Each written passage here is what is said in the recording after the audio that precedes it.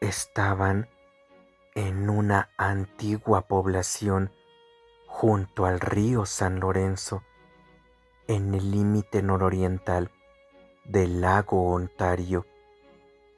Parecía ser más o menos del tamaño de la ciudad de los primeros recuerdos de Zack, junto al canal de las barcazas, en la orilla del río, que era el más ancho que había visto nunca. Se hallaba un país extranjero, Canadá. Hacia el este se alzaban los montes Adirondack.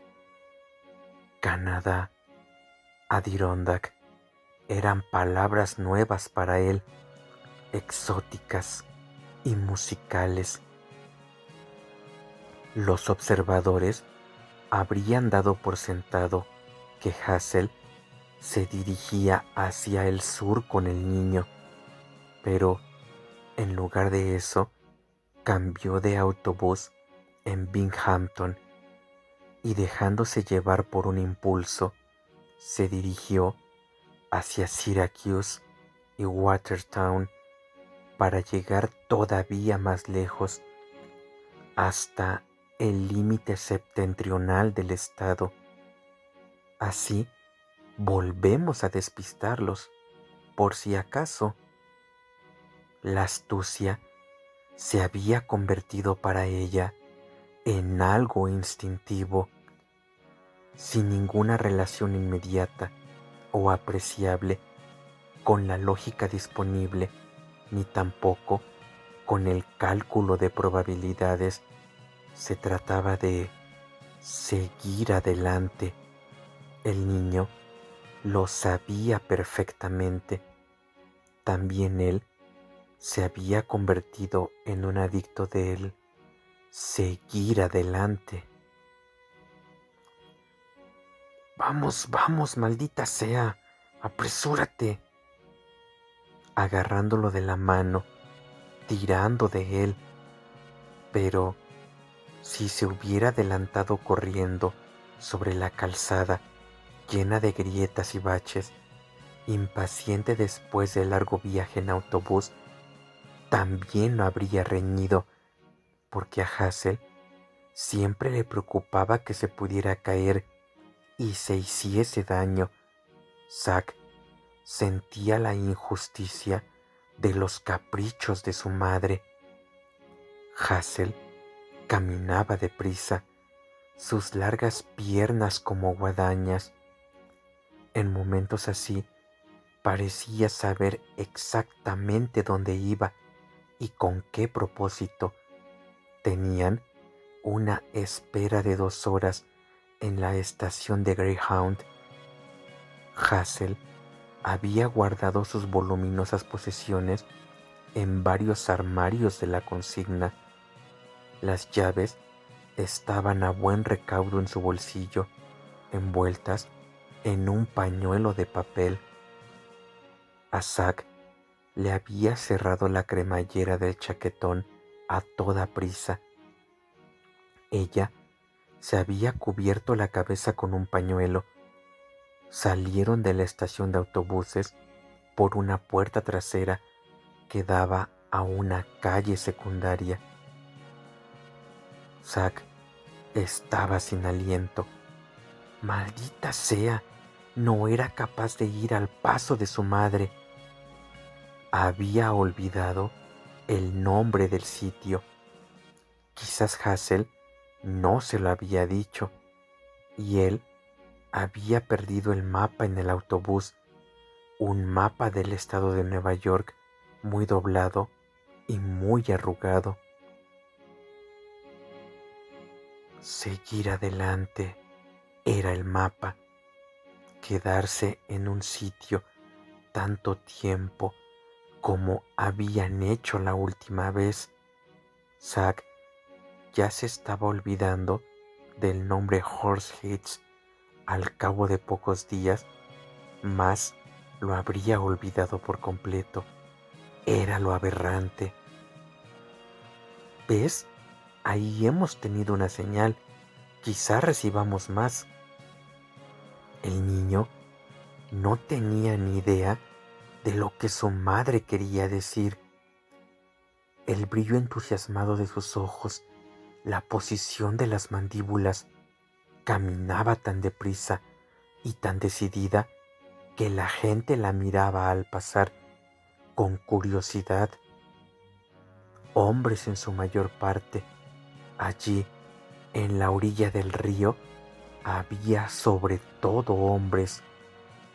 Zack pensaba de nuevo en que no había visto nunca un río tan ancho. Hazel le había contado que había 1000 islas en aquel río. Se protegió los ojos contra las manchas de luz de sol que eran como explosiones feroces en la agitada superficie del San Lorenzo. Mientras dormitaba en el autobús y la cabeza le chocaba contra la ventanilla empañada, Zack había visto con ojos medio cerrados grandes extensiones de campos monótonos. Finalmente, tierras de labranza, presencia de seres humanos, un grupo de caravanas convertidas en casas, chabolas de cartón alquitranado, un cementerio de automóviles, un cruce de vías de ferrocarril, un silo, el Farnborough de Jefferson County, estandartes azotados por el viento en una gasolinera, Sunoco, otro cruce de vías. A donde quiera que se dirigieran, el mundo era menos verde que donde habían estado, cientos de kilómetros hacia el sur. Hacia atrás en el tiempo, el sol allí tenía un resplandor invernal. El campo terminó bruscamente. La carretera descendía entre edificios de ladrillo de 3 pisos, tejados en pronunciada pendiente y aspecto descarnado, como si se tratara de ancianos. Llevaron a cabo una estremecedora ascensión por un viejo puente de hierro con joroba, por encima de una estación de mercancías. Rápidamente, Zack se dijo: no nos pasará nada, no se va a hundir. Sabía que las cosas eran así porque su madre no manifestaba la menor alarma, ni el menor interés, ni siquiera parecía darse cuenta del viejo puente que era como una pesadilla y por el que el enorme autobús Greyhound avanzaba a menos de 20 kilómetros por hora. ¡Mira! ¡Allí! Su madre se inclinaba entusiasmada por encima de él para mirar por la ventanilla. Siempre, cuando entraban en cualquier pueblo, en cualquier ciudad, tanto si iban a apearse como a quedarse en el autobús, su madre prestaba mucha atención, emocionada. A tan poca distancia, Hazel exhalaba un olor húmedo y algo dulce que al niño le resultaba tan consolador como el olor de su propio cuerpo. Dentro de las prendas con las que había dormido, dentro de su ropa interior, y estaba además el olor más áspero de su pelo en aquellos días después de haber tenido que teñírselo, porque Hazel Jones no quería que sus cabellos fuesen negros, sino de color marrón oscuro, con reflejos rojizos. Señalaba algo al otro lado de la ventanilla. Debajo de ellos había un gran número de vagones de mercancías con Baltimore and Ohio, Buffalo, Chautauqua and New York Central, Erie and Oriskany, Santa Fe, palabras que Zack había aprendido a reconocer hacía tiempo porque las veía con mucha frecuencia, aunque no podía haber explicado lo que querían decir.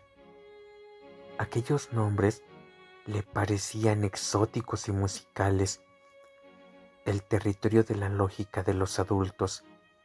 Su madre estaba diciendo: casi pensaría que hemos estado aquí antes, aunque sé que no es cierto.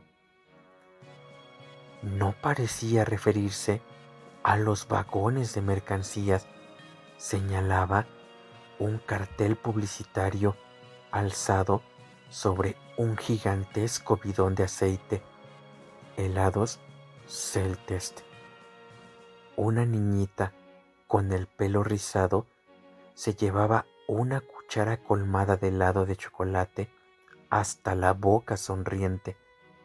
Le llegó como un relámpago el rótulo Ike's Food Store, que brilló como un pez que sale a la superficie durante un tiempo brevísimo antes de hundirse de nuevo en el olvido.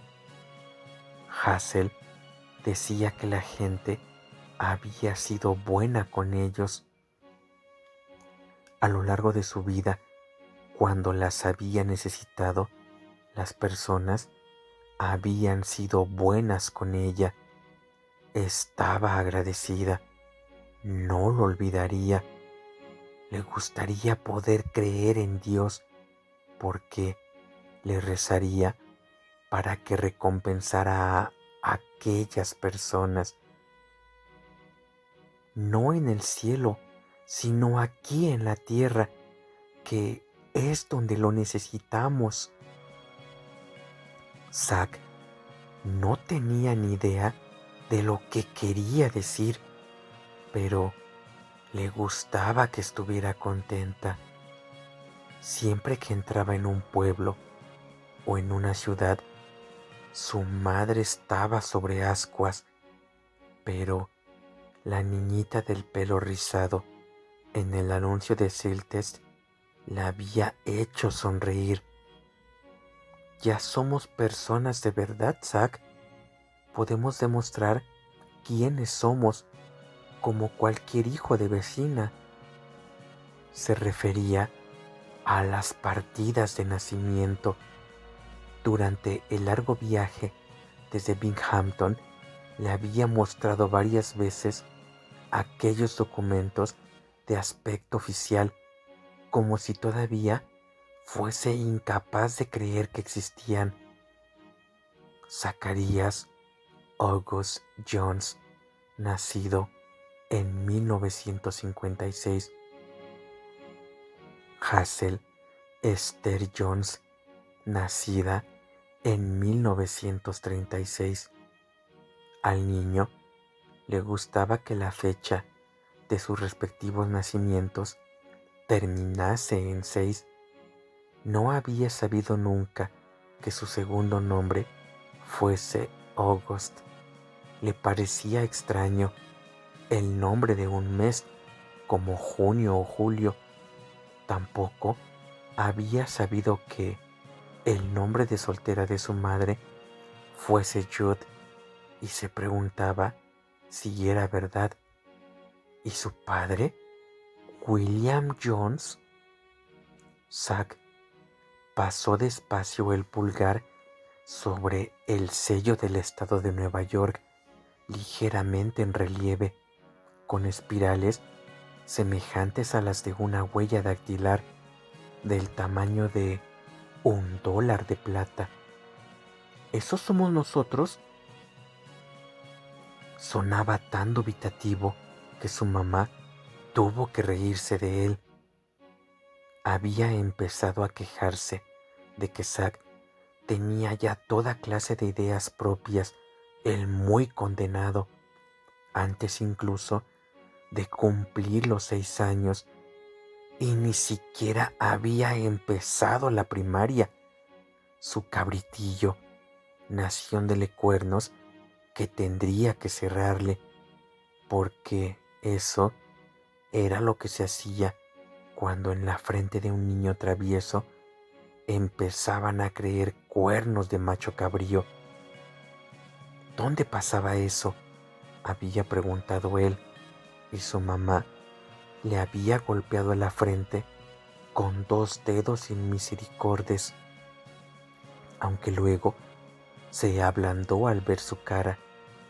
Se ablandó y lo besó, porque Hazel Jones nunca reñía a su hijo, ni lo asustaba, sin añadir 1 o 2 besos sonoros y unas cosquillas para que todo volviera a ser como antes.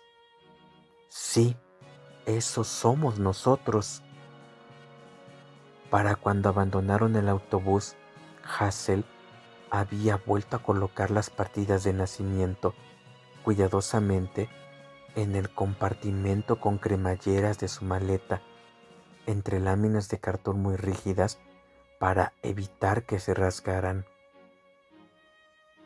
En el embarcadero había un cartel gastado por la intemperie que crujía contra el viento: Mailing Head Bay. Zack supuso que era el nombre de aquel pueblo. Pronunció las palabras en silencio, fijándose en los acentos rítmicos. ¿Qué es una bahía, mamá? Estaba distraída. No le escuchaba. Zack miraría aquella palabra en el diccionario más adelante. Hazel caminaba ahora más despacio. Había soltado la mano de su hijo. Parecía olfatear el aire, atenta y aprensiva. En el inmenso río había botes de pesca, barcazas. El agua estaba muy agitada. Las barcazas eran mucho más grandes que las que Zack recordaba haber visto en el canal del lago Erie. En el agua, abrasadoras manchas de sol aparecían y desaparecían como detonaciones. El viento enfriaba el aire, pero si buscabas refugio al sol, el ambiente se templaba.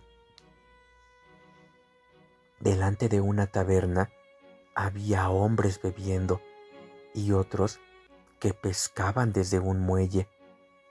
Encontraron hoteles venidos a menos, habitaciones, días, semanas, meses, y en los deteriorados escalones a la entrada de aquellos hoteles había hombres de aspecto enfermizo, tumbados al sol. Zack vio vacilar a su madre al mirar a uno de ellos, con muletas, esforzándose por encender un cigarrillo. Vio cómo miraba a varios más, de los cuales uno no llevaba camisa, regodeándose al sol mientras bebían de botellas marrones. Siguieron caminando. Hazel buscó de nuevo la mano del niño, pero él la evitó. Siguió andando a su altura, sin embargo, deseoso de regresar a la estación de autobuses, pero sabiendo que no lo harían, que no podían hacerlo hasta que ella quisiera, porque su voluntad lo era todo. Basta como una red que incluyera el cielo mismo. Lin Head Bay. Sus dedos tocaron las teclas, los acordes. Todo aquello de lo que podía hacer música era un consuelo para él, y no había nada, por feo que fuese, de lo que él no pudiera hacer música. Su madre se detuvo de repente. Zack casi chocó con ella. Descubrió que miraba a un anciano grotescamente obeso, espatarrado al sol, a muy poca distancia. Había depositado su mole sobre un cajón de madera puesto del revés. Su piel tenía el blancor de la harina y estaba extrañamente cubierta de espirales y estrías como la piel de un reptil. A su camisa le faltaban varios botones y se le veían los pliegues escamosos y las arrugas de la carne con aire de estar recalentada por el sol. En su rostro adiposo los ojos estaban muy hundidos y parecían desenfocados.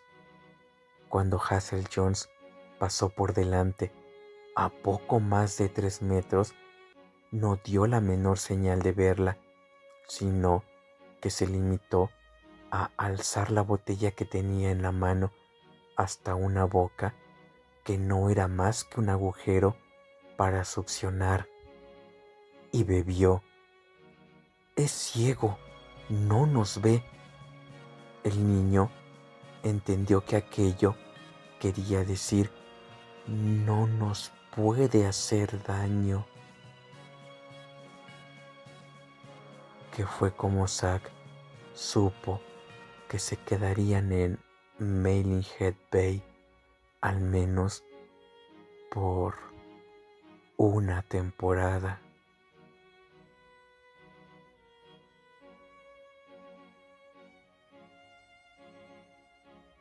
Capítulo 5.